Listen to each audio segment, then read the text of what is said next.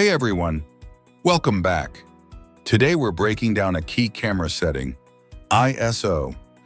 Whether you're shooting in natural light, a dim studio, or late at night, understanding ISO helps you get the exposure you want without ruining your image.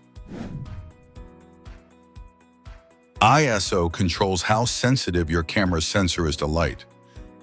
A lower ISO like 100 means less sensitivity, perfect for bright conditions.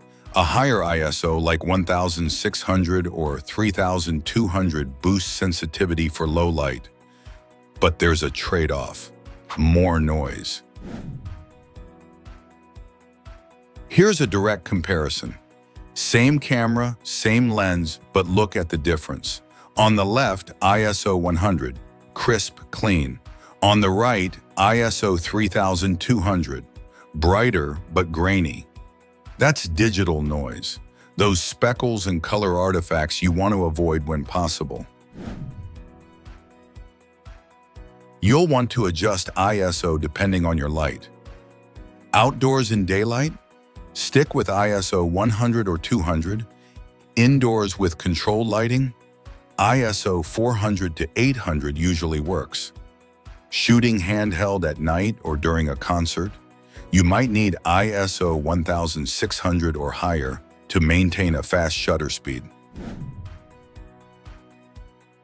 ISO is one side of the exposure triangle, along with shutter speed and aperture. Need more brightness? You could lower shutter speed, but that might cause motion blur. Open up the aperture, but that changes your depth of field. Boosting ISO is often the fastest fix, but again, watch for noise. Let's demo it. Watch as I go from ISO 100 to 800 to 3200. See how the image brightens with each step? Now check the shadows. They start getting mushy. Fine if you're posting to social, but for high-end work, it matters. Here are a few tips. Always shoot at the lowest ISO you can get away with. Use noise reduction in post, but don't rely on it to save a noisy image.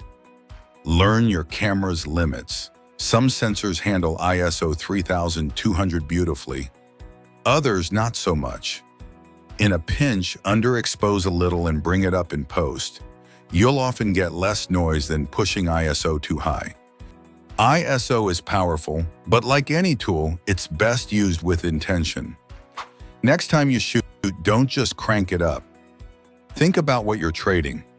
If you found this helpful, like and subscribe, and let us know your ISO struggles or wins in the comments. See you next time.